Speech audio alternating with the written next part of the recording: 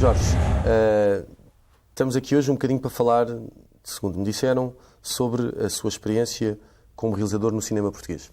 Mas eu confesso que fiquei assim a pensar que o tópico podia não ser suficientemente interessante para o contexto nacional e tinha pensado a gente começar de outra maneira, que é falarmos um bocadinho sobre a sua experiência de imigração. Porquê? Porque estamos num tempo onde não se faz mais nada senão falar da experiência de imigração e queria começar com o Jorge, pedir ao Jorge que nos falasse um bocadinho disso. O que é que foi quando saiu de Portugal para estudar cinema? O que é que era o cinema português quando saiu e o que é que era o cinema português quando voltou? Acha que mudou alguma coisa? De que forma é que isso depois foi determinante ou não na sua carreira enquanto realizador? Mas sim, pronto, muito bem. Eu, quando fui estudar cinema para a Suécia, fui por uma razão. Eu não fui para a Suécia, eu não emigrei, eu fui mesmo para estudar cinema. E depois, mas eu fui relativamente enganado, porque toda a gente me dizia que os cursos eram em inglês. Os lá eram em sueco? Não, é claro. E quando cheguei à Suécia, disseram-me que eu não devia estar bom da cabeça porque os cursos eram em sueco. E, portanto, que eu não jamais poderia entrar numa universidade antes de aprender a falar sueco. Portanto, eu levei cerca de 8 meses, mais ou menos 8 meses, 9 meses, a aprender a falar sueco. Depois, o ensino na Suécia já era 12 anos. O nosso era só 9. E eu tive que fazer aquilo que se chama competência liceal. Ou seja, eu tive que estudar 4 cadeiras. História da Suécia, Organização Política da Suécia, Inglês e uma outra cadeira para me dar a equivalência à competência liceal, do segundo liceal. Só depois, quer dizer, ou seja, só entrei na universidade 2 anos e meio depois de viver na Suécia. Nessa altura, tinha acabado de arrancar em Portugal o conservatório. Era uma experiência ainda relativamente insípida. Entraram os alunos no primeiro ano. O conservatório arrancou mais ou menos... O conservatório de cinema arrancou mais ou menos, eu acho que foi quando eu fui para a Suécia. Foi 74. Ou um ano antes, em 73. 73. É 73. E praticamente o cinema desenhava-se desenhava-se todo aquele clima do cinema novo, que era todos aqueles realizadores que eram subsidiados pela Gulbenkian. Isto é, o Estado não tinha ainda qualquer intervenção no subsídio. O cinema era totalmente subsidiado. Tinha deixado de ser subsidiado pela Secretaria de Estado da Informação, que era do Ferro. Portanto, aquilo era no Palácio Foz e aparentemente só quem tinha bom relacionamento com o antigo regime é que conseguia algumas verbas para filmar. Depois, o Azaredo Perdigão reuniu todos esses realizadores, alguns que tinham estado exilados, etc., a seguir ao 25 de Abril, e propõe uma verba anual para a produção de cinema. Portanto, tipos da minha idade dificilmente teriam a oportunidade de filmar. Isto é, era praticamente ausente qualquer atividade de curtas-metragens. Havia uma série de realizadores que tinham estudado no estrangeiro, o António Pedro Vasconcelos no IDEC, o Fernando Lopes no London Film School, etc., etc., Hotéis em França também. Que não tinham propriamente fugido de Portugal, tinham estado a estudar e que tinham voltado. Fizeram o Centro Português de Cinema, onde estava o Paulo Rocha, o Manuel Oliveira, o António Macedo, o César Monteiro. Portanto, estamos a falar de tipos que tinham todos mais 20 anos ou 25 anos que eu. A probabilidade de eu filmar só seria para aí passado 5 ou 6, 7 anos se eu tenho ido para o conservatório. Porquê é que eu optei pela Suécia? Por uma razão muito simples. Porque só a Suécia e a GIC em Moscovo é que davam estatuto académico. Isto é, que davam licenciaturas. Em Inglaterra, as escolas de cinema não licenciavam pessoas em cinema. Bom, e eu escolhi a Suécia por causa disso. Depois, o meu regresso, 11 anos depois, o meu regresso não tem nada a ver com o cinema. Eu comecei por fazer publicidade, fui contratado para fazer 4 ou 5 filmes de publicidade e eu pensei, eu vou fazer esses filmes de publicidade e vou ganhar dinheiro para ficar de férias mais 6 meses. E o meu patrão da publicidade, quando eu acabei de fazer esses 4 ou 5 filmes, disse-me porque é que eu não ficava mais um ano. E eu disse, eu na Suécia trabalhava numa empresa que não havia ainda em Portugal. Eu trabalhava numa empresa de comunicação. Uma empresa de comunicação empresarial. E a minha função era analisar guiões didáticos. Tudo o que fosse, por exemplo, lembro perfeitamente que analisava a parte plástica, gráfica de ensinar as crianças a lavar os dentes. Se eles percebiam que uma superfície grande, branca, se era perceptível por uma criança que fosse um dente. E que uma escova de dentes que tivesse um pelo da grossura de um braço pudesse ser considerado... E a minha função era analisar visualmente se as crianças iam entender esse tipo de guiões. Estou-me a lembrar, pronto. Mas não era propriamente o que eu gostava de fazer. Eu queria fazer filmes. E, entretanto, quando estou para voltar novamente à Suécia e filmar na Suécia, eu ia começar a trabalhar com o Roy Andersson, com um realizador sueco, que tinha uma produtora. O Lauro António convidou-me para eu ser assistente de realização de uma série de televisão. E foi assim que eu fiquei cá. E por isso é que, apesar de tudo, a minha carreira é mais uma carreira de teleasta do que cineasta. Isto é, o meu core business, digamos assim, sempre foi muito mais ficção televisiva do que cinema. E nesse regresso a Portugal acaba por apanhar a emergência da produção de ficção em televisão, nomeadamente a emergência do género da novela, que depois o Jorge veio até a acompanhar de um ponto de vista mais académico, digamos Sim. assim, e não tanto já num ponto de vista profissional. A propósito de uma discussão completamente diferente que atualmente se tem no contexto nacional com esta famosa discussão em torno da ciência e se devemos apoiar só a excelência e a ralé morrerá na praia, ou se devemos, como aconteceu no caso da ficção televisiva, concorda que um dos grandes contributos para o sucesso da ficção televisiva em Portugal foi a emergência num curto período de tempo de uma quantidade, não vamos discutir a qualidade, mas uma quantidade muito grande de produções e do ponto de vista da realização, como é que foram esses primeiros anos? Como é que a realização evoluiu na televisão, se evoluiu na dependência da realização cinematográfica, era já uma prática muito distinta, começaram logo por se afirmar estruturas de produção onde o papel do realizador era já completamente diferente da produção cinematográfica tradicional ou não?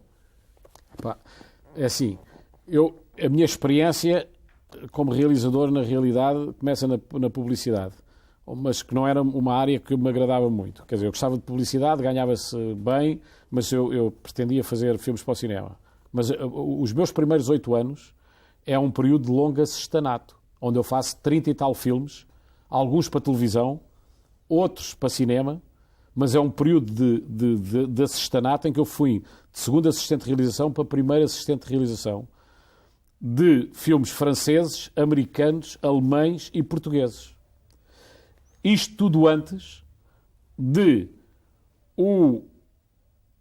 as séries televisivas eram esporádicas. Por exemplo, esta série que eu fui fazer com o Lauro António foi uma série que foi feita, mas depois parou. Eram tudo assim experiências esporádicas. Não havia uma estrutura de produção. Não havia uma estrutura de produção. A primeira estrutura de produção que eu apanho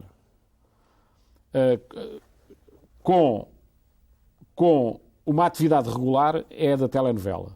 E que já é a segunda tentativa. Porque houve uma primeira tentativa que morreu e que durante 4 anos não se fez nada, quer dizer. E esta segunda tentativa, curiosamente, tinha os dias contados. E há uma telenovela que é absolutamente determinante. Eu orgulho-me de ter feito os exteriores dessa telenovela, que foi Os Desencontros, em que o Serviço Público de Televisão, que era a única possibilidade de produzir, disse: ou esta telenovela vinga, ou nós vamos deixar de fazer telenovelas. E, entretanto, o que acontece é que a telenovela começa a fazer uma audiência muito boa e passa para prime time.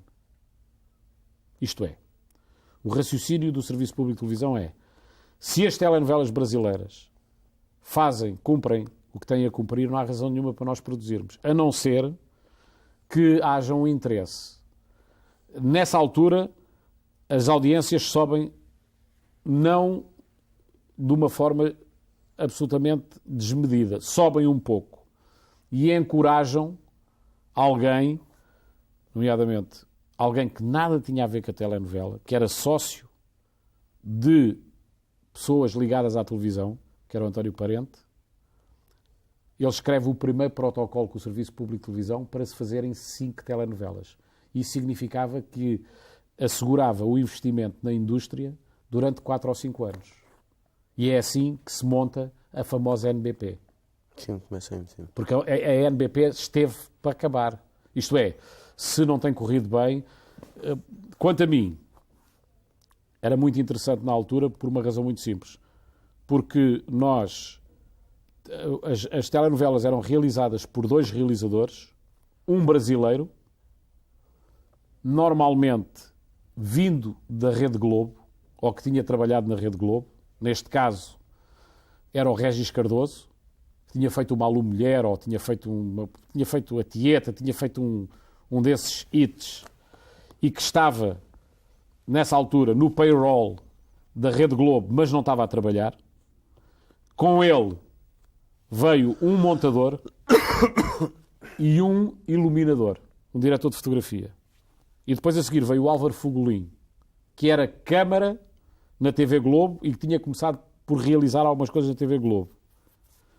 E esses realizadores eram os realizadores que estavam incumbidos de fazer todo o produto em estúdio. E, para o exterior, eram realizadores normalmente tivessem trabalhado, habituados a trabalhar com uma câmara só. Isto é, realizadores que tivessem o hábito de produzir com uma câmara só, que eram os realizadores de cinema. É aí que eu entro. E na sua evolução como realizador, acha que essa experiência da novela foi determinante ou foi só uma oportunidade profissional num contexto particular de produção? Não, foi absolutamente determinante. Até para as séries, para tudo. Quer dizer, a telenovela para mim eu costumo comparar como uma maratona. A telenovela para mim era os meus treinos. A telenovela era uma maneira de eu experimentar. A telenovela não dá para fazer muitas experiências, mas dá para fazer algumas experiências. Eu experimentei muita coisa em telenovela. E por isso é que, quando eu fazia exteriores, os montadores sabiam quais eram os exteriores feitos por mim. Isto é, havia uma espécie de uma pincelada. Ou seja, acha que é possível incluir, mesmo num género industrial repetitivo como a novela, acha que é possível incutir uma marca autoral, se assim quisermos dizer. Ou seja, é possível, mesmo naquele contexto de produção, de fazer 24 minutos por dia. Nessa altura não faziam 24 minutos, fariam nessa altura 18, 17 minutos, 12, mas um dia bom, 15 páginas. Mas a média era 7, 8 páginas, que é o que se faz em séries de televisão hoje em dia. 7, 8 páginas por minuto, por dia. Que é o que equivale mais ou menos a 8 a 10 minutos úteis.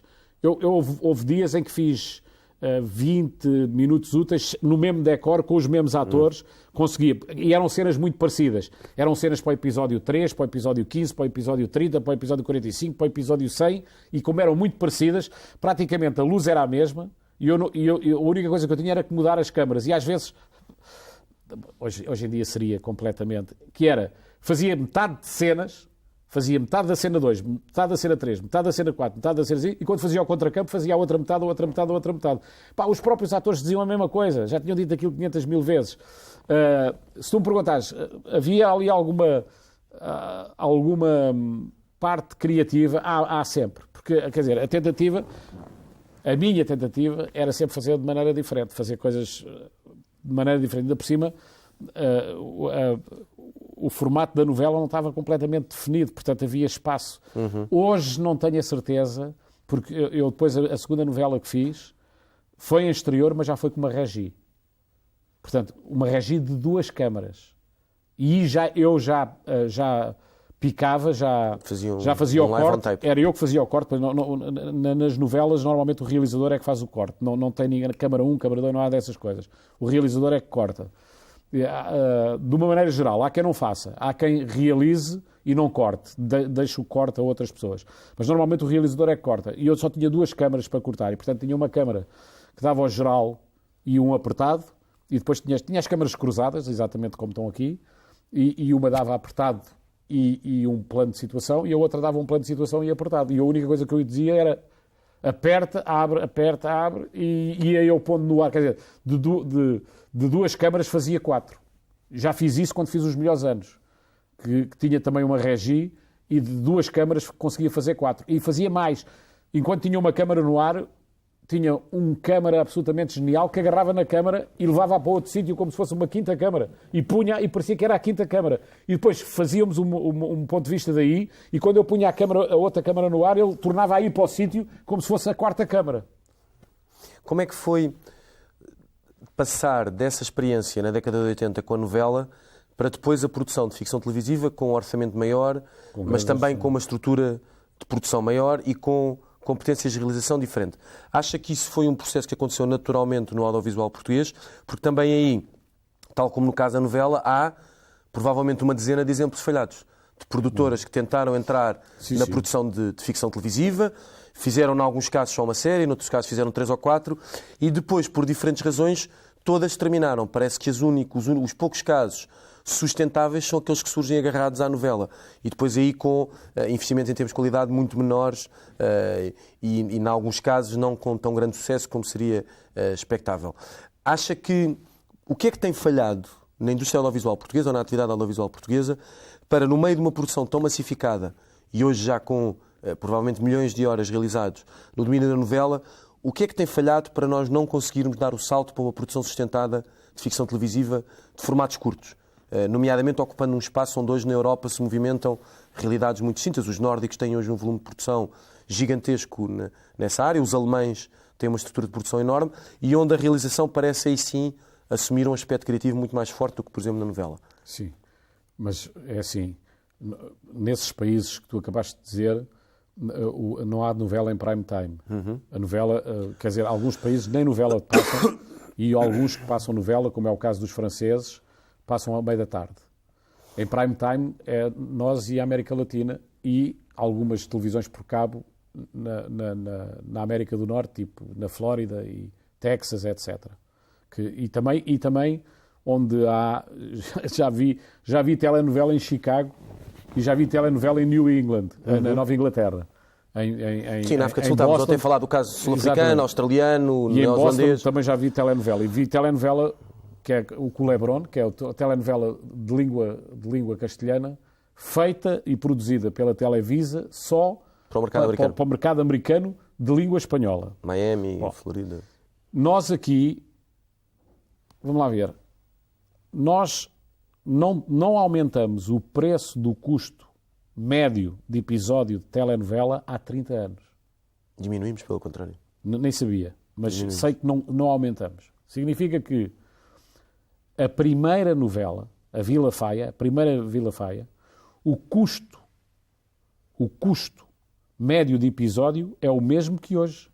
Mas em compensação fizemos algumas incursões na ficção televisiva de formatos mais curtos, um exemplo paradigmático, o Equador, sim, com valores de produção por episódios superiores, por exemplo, aos alemães. Isso eu não sabia. É um caso muito curioso. Ou seja, daí a minha pergunta. O que é que nos impede de, num contexto onde aparentemente temos uma estrutura industrial montada para produzir um determinado formato, o que é que neste momento impede que nós consigamos, todas as tentativas praticamente foram falhadas, desde o Trancoso, há N empresas que tentaram produzir formatos de ficção televisiva e ou houve uma encomenda sustentada e mesmo assim depois falharam a seguir? O caso do Moita Flores será provavelmente o mais importante. Mas há um caso ainda muito mais... há um caso muito mais interessante. Ou seja, desculpe interromper, Jorge. A minha pergunta é um problema de competências técnicas? É um problema de estrutura de produção? É uma falta de encomenda? Não. É porque nós só trabalhamos por encomenda? Não, é. Essa é um dos grandes problemas. Ou seja, a aversão ao risco. É, exatamente. Muito bem, é isso mesmo. Não, mas é isso mesmo, porque... essa também é a minha teoria. Não, é a versão ao risco. É um problema nacional. Não é a versão ao risco e é aquela coisa, é um daqueles impedimentos ambientais que é, isso não vai dar. Porque a frase que devia estar na bandeira australiana é Let's give it a go. Que é, eu chego à Austrália e falo com um australiano e tenho uma ideia e a primeira coisa que ele diz é Let's give it a go. Em Portugal isso não dá. Devia estar na nossa bandeira. A nossa bandeira devia estar lá, deviam estar as esquinas e devia estar depois logo se vê ou isto não vai dar. Mas é típico. E eu sei do que estou a falar porque na Suécia não há essa aversão ao risco. Quer dizer, a Suécia tem uma dose muito interessante de gozo pelo risco. Embora seja muito pragmática. É muito pragmático como país. Nós temos aversão ao risco. Nós trabalhamos, quer dizer, aliás, vê-se na história da novela que nós tivemos montes de novelas, mas muitas novelas, que eram adaptações de novelas que tinham sido sucessos na América Latina. Mal apareceu a crise, voltamos a ter adaptações. Estava a lembrar, uma vez tive uma pequena discussão com uma pessoa muito importante, com que eu, lá está, por não ter aversão ao risco, arrisquei a discutir com ele. Ele tinha financiado uma novela argentina que se chamava Floribela e que é o Pigmalião, é a história da gata borralheira.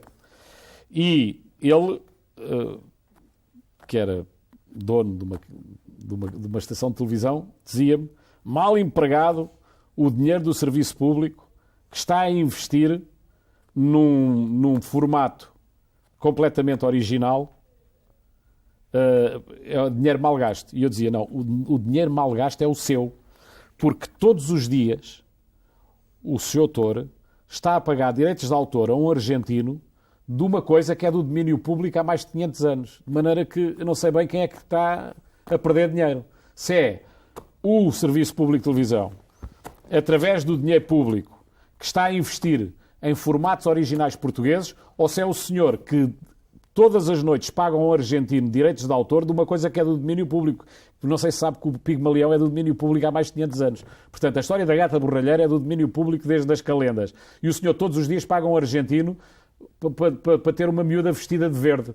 E, portanto, não sei... E ele disse, pois, mas eu aí não estou a arriscar nada porque aquilo foi um sucesso. Lá.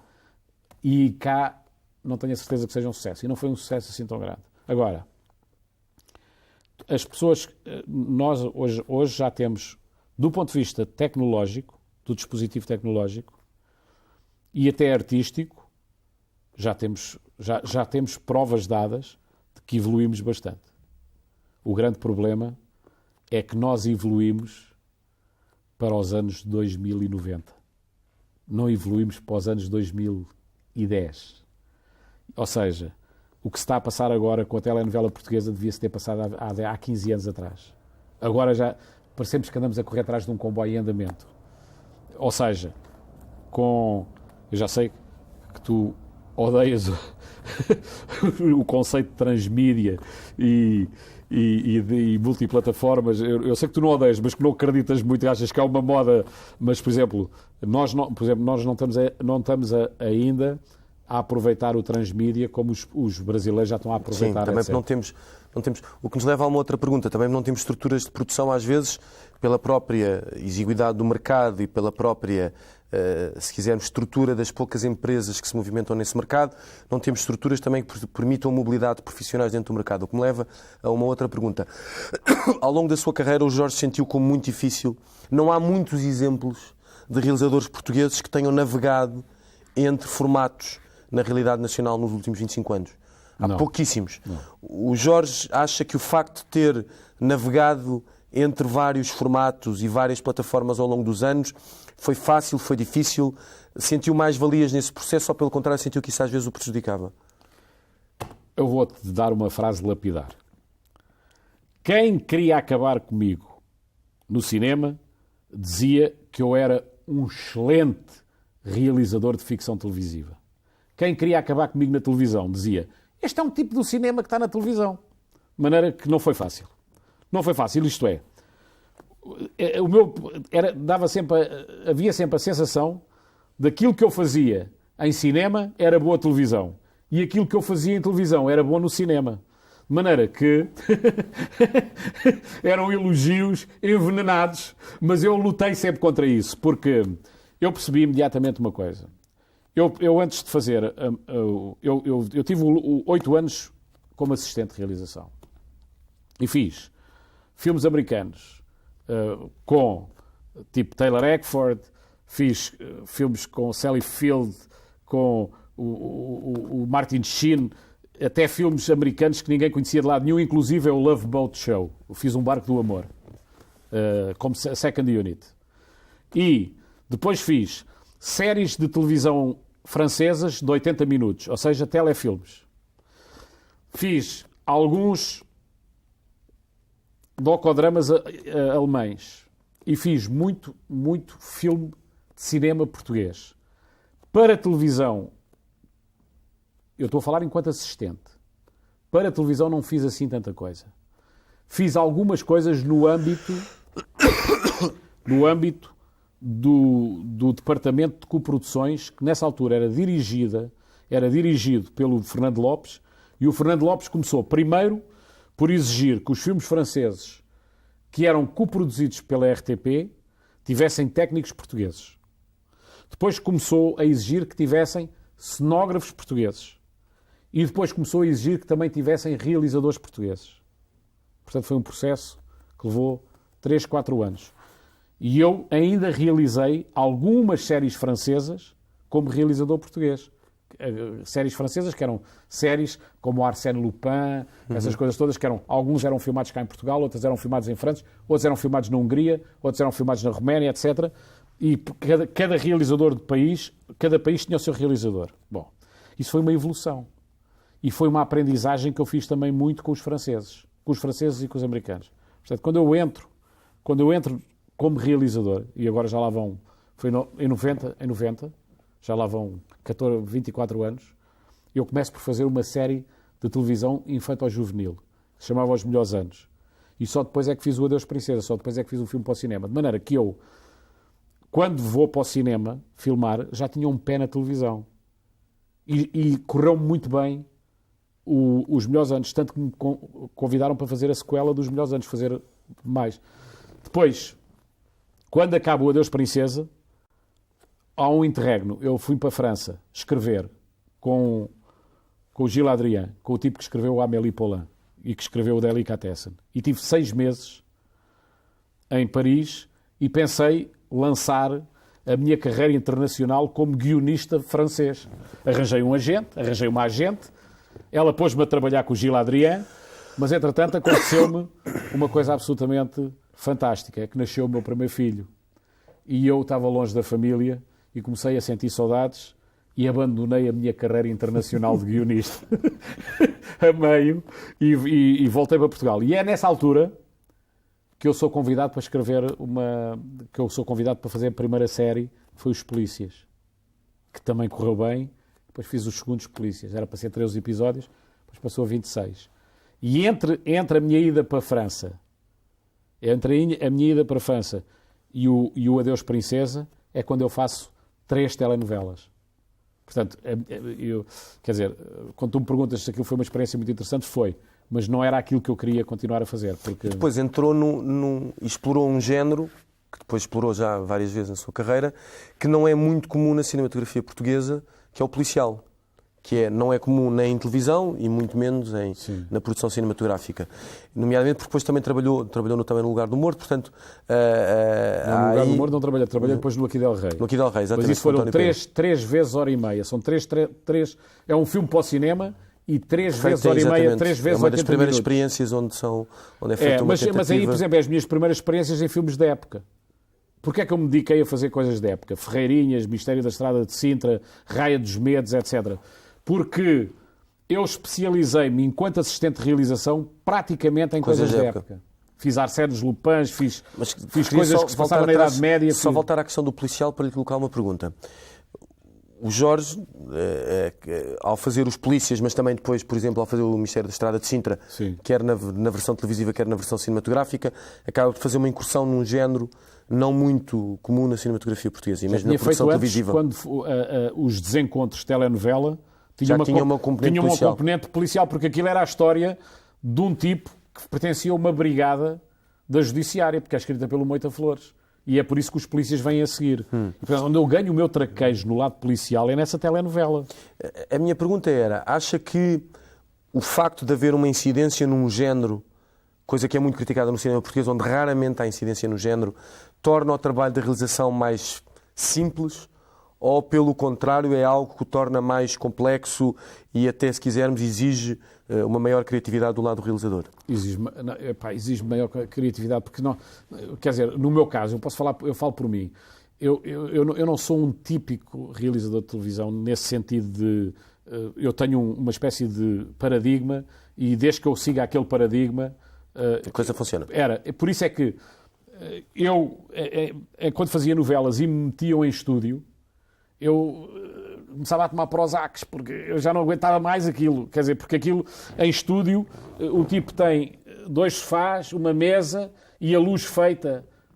Quer dizer, não há maneira de fazer mise en place com os atores, porque eles vão sempre ao mesmo sítio, eles vão estar à luz.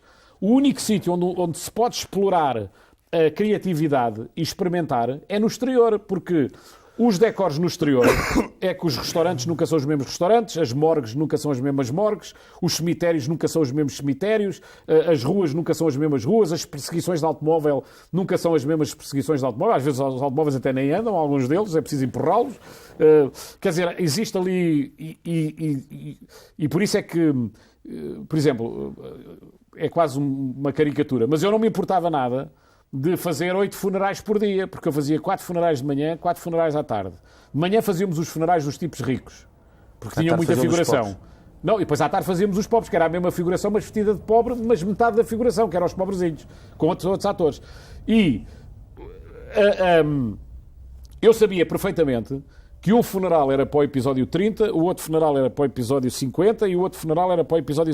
Eu sabia que ninguém se ia lembrar que era igual, mas eu é que não queria fazer igual. Estava sempre a imaginar, e por isso é que os meus exteriores eram considerados, lá está, a maior parte das pessoas diziam, os exteriores do Jorge são muito cinematográficos. Eu lembro que uma vez fiz um filme para um produtor francês, para um produtor francês, aqui em Portugal, e ele viu o meu filme, chamava-se Trois Jours pour Gagner, era uma série infanto-juvenil, em que uns miúdos, que eram os atores residentes da série. A série passava-se em 12 países, Polónia, Roménia, França, Espanha, Itália, etc. E passava-se um episódio em Portugal. O episódio em português fui eu que fiz.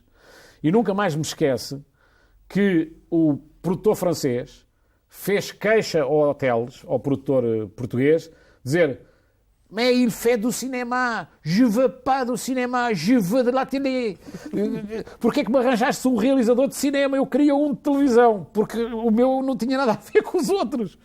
Ele achava que o meu não tinha nem o ritmo, nem a dinâmica, nem estava com os mesmos pontos de vista, nem as câmaras tinham as mesmas posições.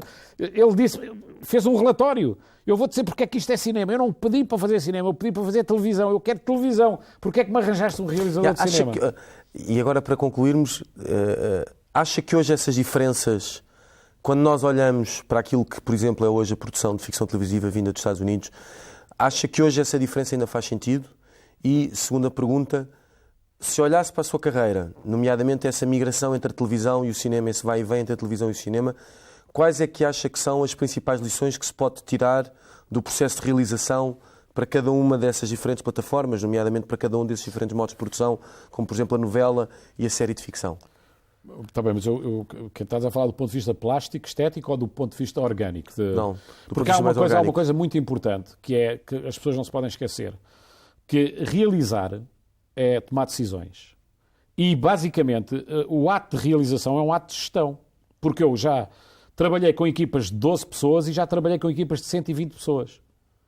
E é muito complicado pôr 120 pessoas a trabalhar. Não é o produtor que as põe a trabalhar no platô, quer dizer, porque é o realizador. E, muitas vezes, isso quando não houve tempo suficiente para ser preparado, cria-te muito mais problemas de gestão do que criatividade plástica, estética ou mesmo de eficácia de narrativa. Porque os textos que te vêm parar à mão, às vezes não são nada bons textos.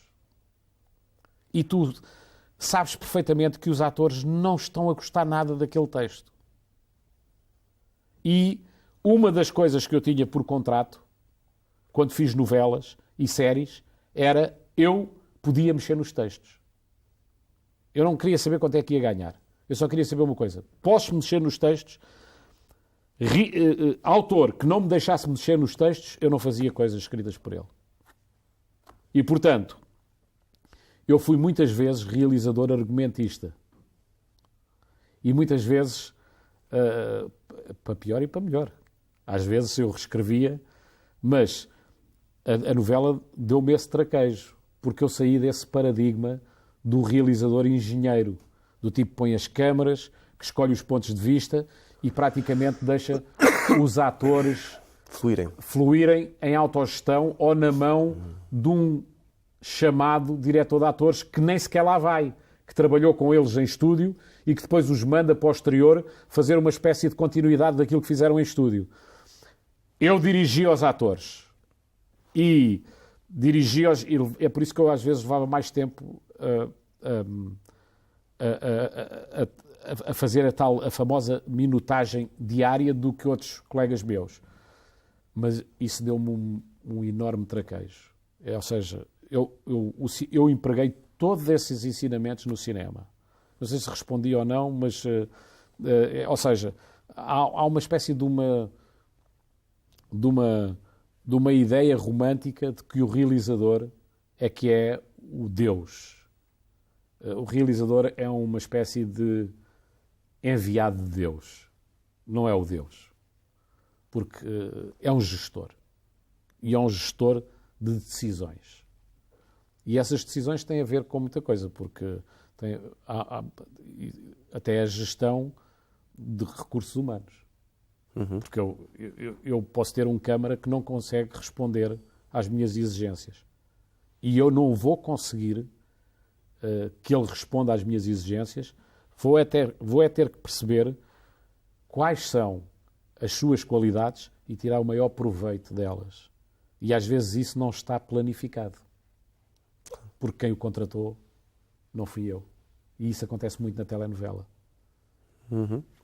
Jorge, muito obrigado. E a gente agora podia dizer que se despede até uma próxima conversa em família, mas... Não, por mim a nossa conversa é já amanhã, porque eu tenho muito para falar contigo, porque tu como professor dás cabo dos alunos e vais-me matar.